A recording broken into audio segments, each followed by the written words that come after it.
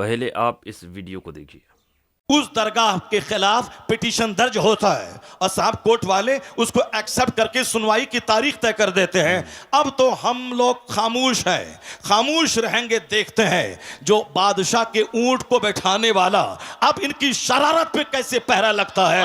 मुझे यकीन हासिल है अब हिंदुस्तान का 40 करोड़ मुसलमान अब गरीब नवाज की करामत देखने के लिए मुंतजिर है कि हिंदुस्तान का राजा अपनी करामत दिखाएगा। अब मुझे लग रहा है इनकी शरारत जब बढ़ रही है, इनकी शरारत खूब आगे बढ़ रही है, तो अब जब बंदरों को, गीदड़ों को मौत आती है तो शहर की तरफ रुख करता है। छोटी छोटी बातें तो बोलता था, हम नजरअंदाज करते थे, अब बड़े शहंशाह की बारगाह में पहुंच गया है, वहां छेड़खानी कर रहा है। अब बस करीब है वह वक्त जब गरीब नवाज का जलाल रंग लाएगा, और जब वो जलाल रंग लाएगा इनका सारा गुरूर चकनाचूर होगा और मुस्तफा के गुलामों को अल्लाह इज्जतों से मालामाल बनाएगा। जुल्म की इंतहा हो गई, जुल्म की इंतहा हो गई। जिस आस्थाने से करोड़ों हिंदू फैज उठाते हैं, जिनकी गरीबी दूर होती है, भीख मांगने के लिए 24 घंटे पड़े रहते हैं, उस मुकद्दस आस्थाने के खिलाफ इन्होंने छेड़छाड़ करने की कोशिश की है। अभी भी वक्त है कि जाके बाबा की बारगाह में चले जाओ, अपना पिटीशन कोर्ट से वापस ले लो और बाबा की चौखट पे जाके बोलो, बाबा क्षमा कर दीजिए, हमसे गलती हो गई। वरना याद रखना, जो अना सागर को एक कूजे में ला सकते हैं, याद रखना, जो बादशाह के ऊंट को बिठा सकते हैं, तो फिर जब वो जलाल में आ गए तो हुकूमत का सत्यानाश हो जाएगा। फिर वही होगा जो सारी दुनिया देखने का मुंतजिर है। अजमेर शरीफ सरकार गरीब नवाज रहमतुल्लाह ताला अलैह का वो आस्थाना है जहाँ पर मुसलमान ही नहीं बल्कि हर मजहब वाले, हर धर्म वाले वहाँ से फैज़ हासिल करते हैं। मैं तो कहता हूँ कि जितने मुसलमान नहीं होते वहाँ पर, उससे कई गुना ज़्यादा वहाँ पर हिंदू भाई भी आते हैं और फैज़ पाते हैं। अब सोचिए, उस आस्थाने में ये लोग सर्वे करने की कोशिश करते हैं। मैं कहता हूँ कि 800 साल से ज़्यादा पुराना दरगाह, क्या आज से पहले बीजेपी की हुकूमत नहीं थी? क्या किसी ने इस तरीके की जो है बयानबाजी किया? क्या किसी ने ऐसी अर्जी लगाई? नहीं लगाए। अटल बिहारी वाजपेयी की भी जो है हुकूमत रही, लेकिन उसने कभी ऐसा नहीं किया। आखिर क्यों ये लोग ऐसा करते हैं? वजह क्या है? ये इसलिए कि कल जो था, कल की जो हुकूमतें थी, जो कल की जो राजनीति हो रही थी, उसमें भाईचारा कायम था, लेकिन आज भाईचारा ख़त्म हो चुका है।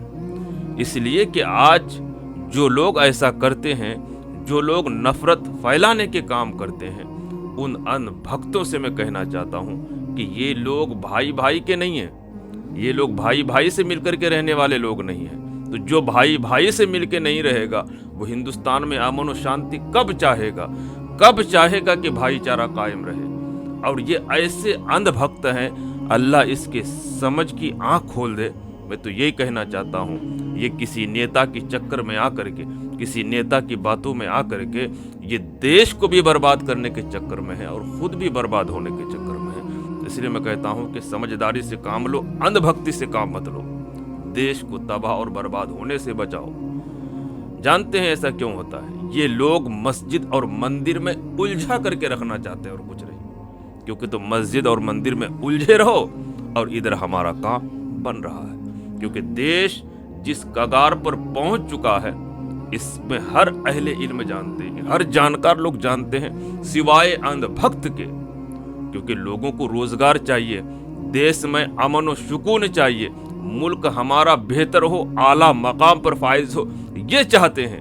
लेकिन ये अंधभक्त बस मस्जिद मंदिर कह के खुद भी तबाह है, अपने नस्लों को भी तबाह व बर्बाद करने पर तुले हैं। मेरे भाइयों, आंखें खोलो, देश को आगे ले जाने वाले प्लानिंग करो, देश को आगे बढ़ाने वाली प्लानिंग करो, जिसमें तुम्हारी नस्लें भी आला तालीम हासिल करे और अच्छे मकाम पर पहुंचे।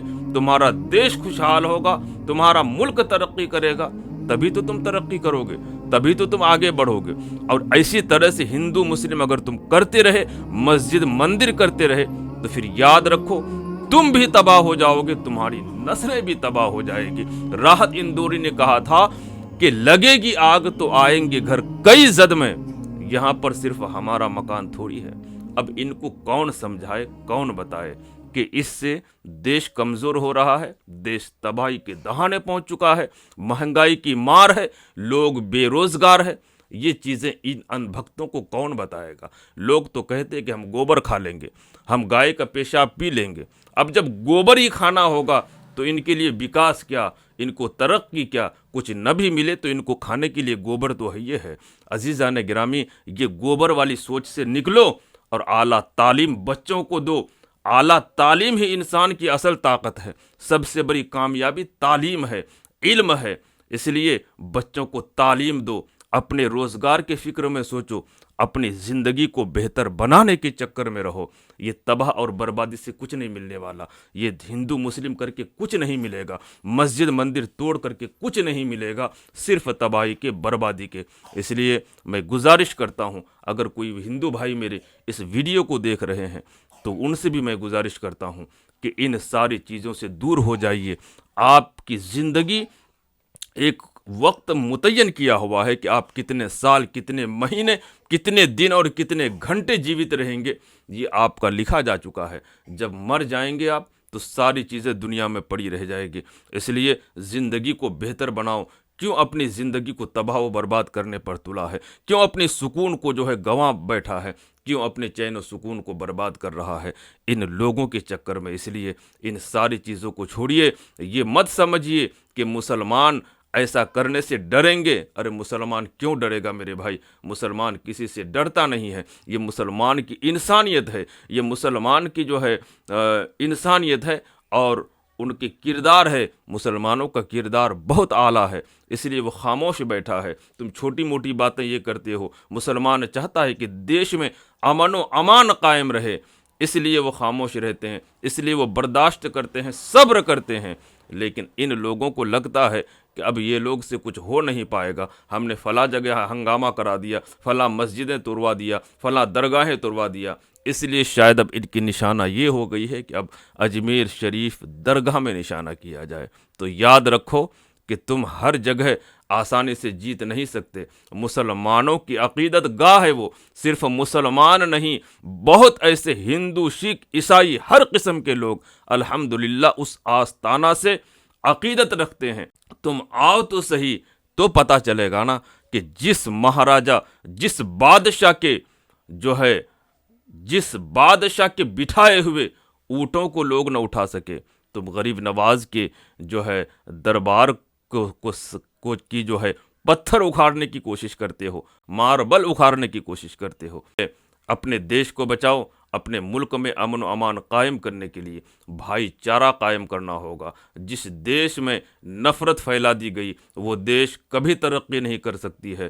جس پریوار میں نفرتوں کا بیج بویا جاتا ہے وہ پریوار کبھی کامیاب نہیں ہوتی ہے۔ جس گاؤں میں، جس محلے میں، جس علاقے میں نفرت پھیلا دی جائے وہ علاقہ، وہ محلہ کبھی کامیاب اور ترقی کی راہ پر نہیں پہنچتی۔ میرے دوستوں، میرے عزیزوں، اللہ رب العزت کی بارگاہ میں دعا ہے اللہ ہمارے ملک ہندوستان میں امن و امان قائم فرمائے۔ اللہ رب العزت ہمارے ملک میں امن و شانتی کا گہوارہ بنا دے۔ اللہ تبارک و تعالی ہمارے ملک کو دین دگنی رات چگنی ترقی عطا فرمائے۔ اللہ تبارک و تعالی کی بارگاہ میں دعا ہے اللہ ہم سب کے نیک اور جائز مقصدوں کو کامیابی اور کامرانی عطا فرمائے۔ آمین یا رب العالمین۔ السلام علیکم ورحمۃ اللہ وبرکاتہ۔